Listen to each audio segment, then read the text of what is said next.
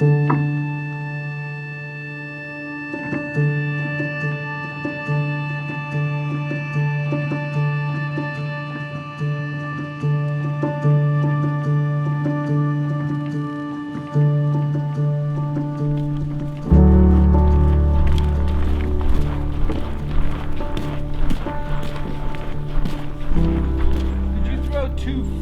fish into the box in the back.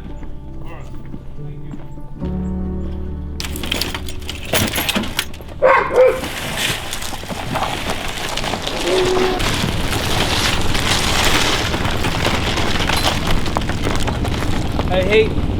I'm like I don't use the truck often because I rarely need to. The trails out of here are great, but I think it'd be too icy down here for the bigger.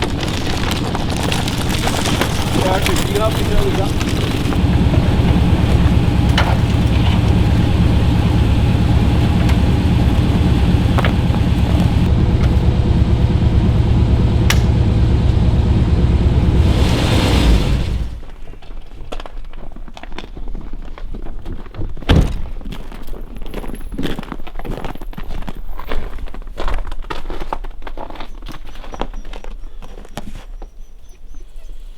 Put most of the dogs over here.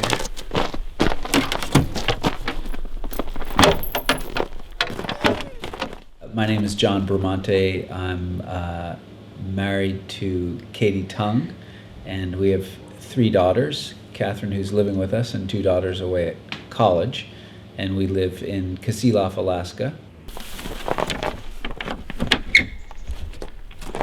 All right, who's it gonna be? Who's it gonna be? Ellie, are you the girl? Are you the girl? Well, I think it's gotta be here. You can be later.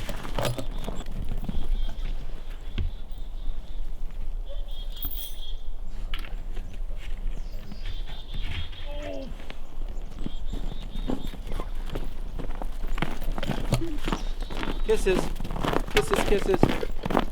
So we have both outdoor and indoor dogs, 4 indoor dogs. They are retired sled dogs because outside we have about 20 sled dogs who were born here and have all spent their lives here as a recreational dog team. So what we typically do is run the dogs about every other day in the winter. And we graduate their mileage over the course of the winter, similar to a marathoner or a half marathoner who builds up their mileage over the course of a season. So the sled dogs typically will start with wheeler training in the fall, pulling a 4-wheeler around one of the local parks or along the local trails until the snow flies and we can get on sleds. And once we can get on sleds, the mileage typically increases. The whole goal ultimately is to have beautiful trails and a beautiful dog team to enjoy over the course of the winter.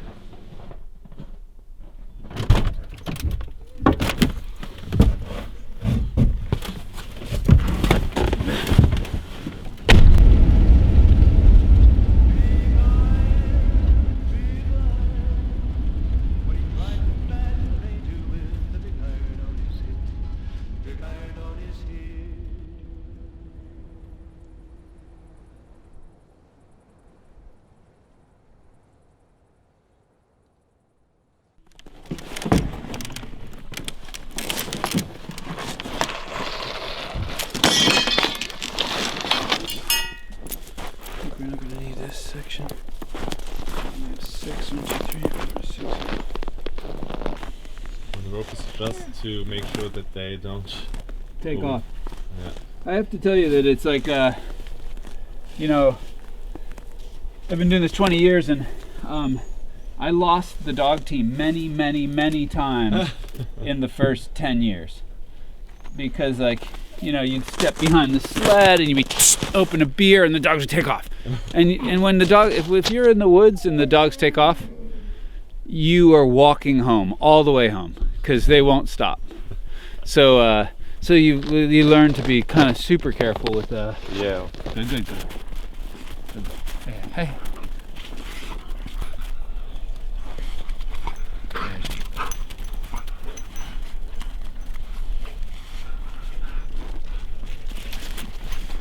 That's kisses to you.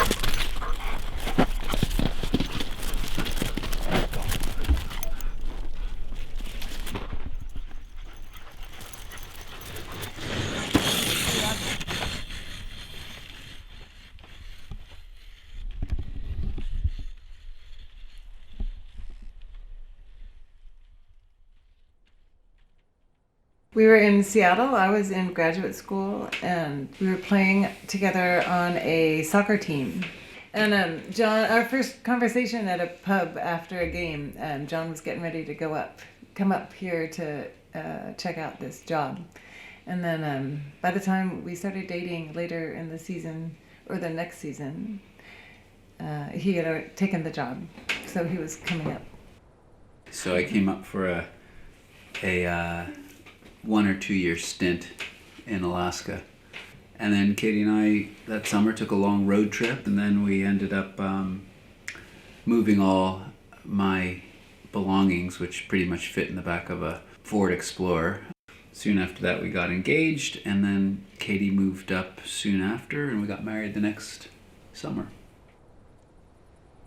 Oddly, the first winter we were here was a brutally cold winter. Like, they had to shut down some of the races because trucks wouldn't start, and we kind of followed it in the newspaper and on the local news, and I saw these like people with just like, you know, ice bearded snot dams, and I said, God, that looks kind of attractive. And then we started hanging out with our now close friend Gus, who had run the 94 Iditarod on a puppy team for one of the competitors, and he ended up camping those dogs behind our house that spring, and then they had puppies, and then we got some of those puppies, and then we had 4 sled dogs plus some puppies, and then we started thinking, well, if we had 16 dogs, we both could have 8 dog teams, and that led to just one thing led to another, and then 5 years later we had 30 dogs or something like that.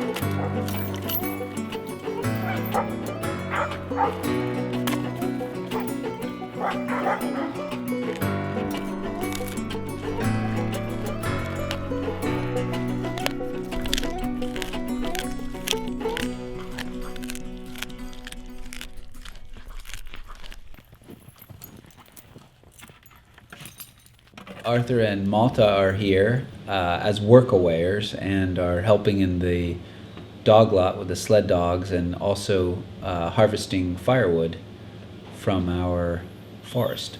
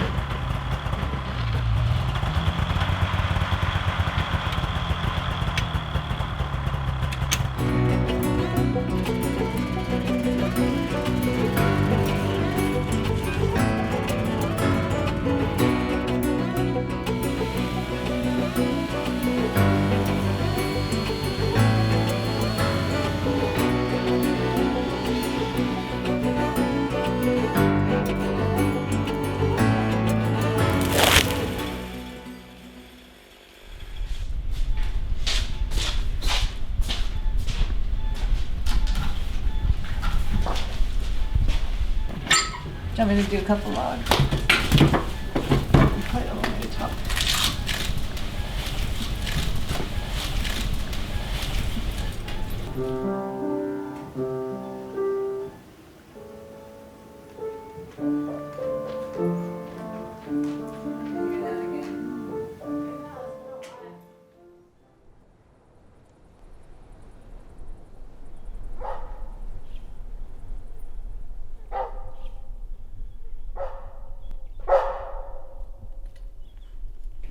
100 years ago, the state sport was mushing. The teams were made up of Siberian Huskies and Malamutes, and which could go for long, long stretches, but were slow.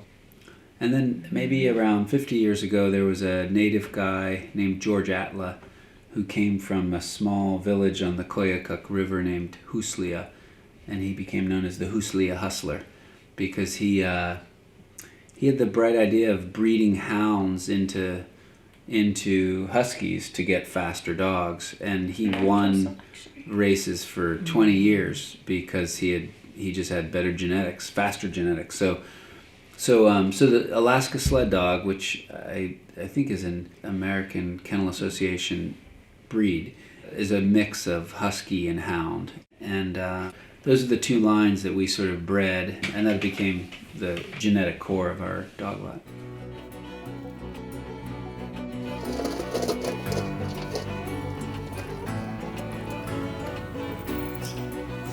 Yeah, people always ask if we know all their names. Yeah, which is kind of a funny question when they're part of the family. Yeah, that's what I used to tell them. I'd be like, how do you know your brother's name?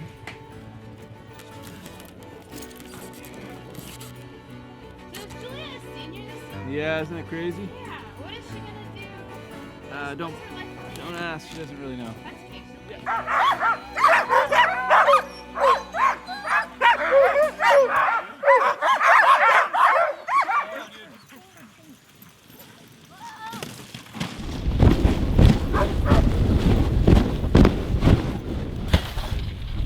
Gigi, I. Very good.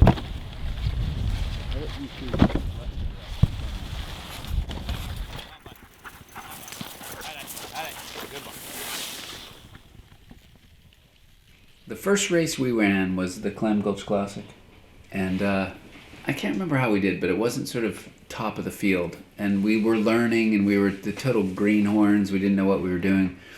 So we got in initially on these local races that were like, maybe 50-mile races over 2 days, and then we were sort of prepared for running the middle distance races, which seemed like the right thing to do next, and so those were like 200 and 300-mile races.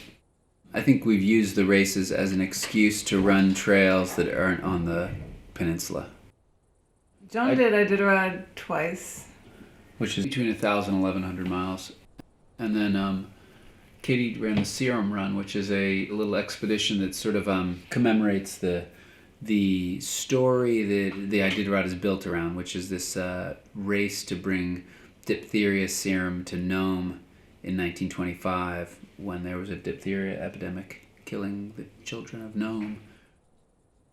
So we've largely gotten out of racing. I think the work that is required to sort of go to a race and the resources are pretty huge, and I think with the day job it's hard to train adequately. The years we did race, I was like coming home from work and running the dogs from 6 p.m. and getting in at midnight and trying to get back at work the next day. It was pretty tough. The girls were little then. Usually we're in bed early, but more activities, it's been harder. It's a lot of time. But our long-term mushing partner, Gus, and his girlfriend, Emily, are still racing. Gus ran the Yukon Quest and Iditarod within the last 7 years or so, and they run the middle distance races frequently, and we'll be running the Tustamina 200 this coming weekend. That's really good. Good afternoon. You are listening to KDLL 91.9 FM, Kenai-Soldotna. We're picking up these two dogs named Grizz and Lunars. She's tiny. I was joking I could fit her in my top pot. Oh, really? She's like this big. Tustamina 200 is a 200-mile race, and it started as a much more informal race that went around Tustamina Lake. This year it'll be starting up in the Caribou Hills because the snow conditions were too thin down below, so it's been run up in the hills. What do you want to say? Driving the red Subi up to the hill, Spirit. When he said it.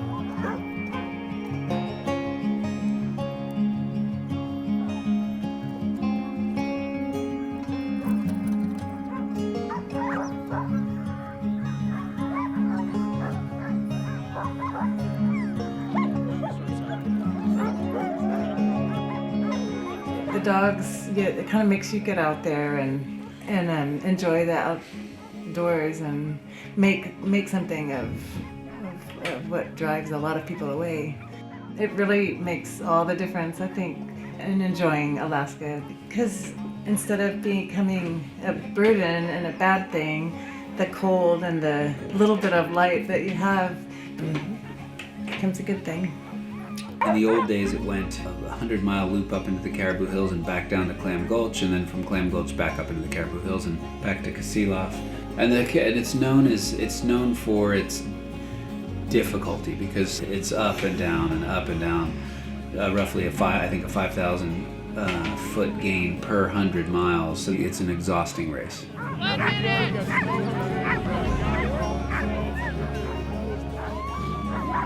10, 9, 8, 7, 6, 5, 4, 3, 2, 1, go!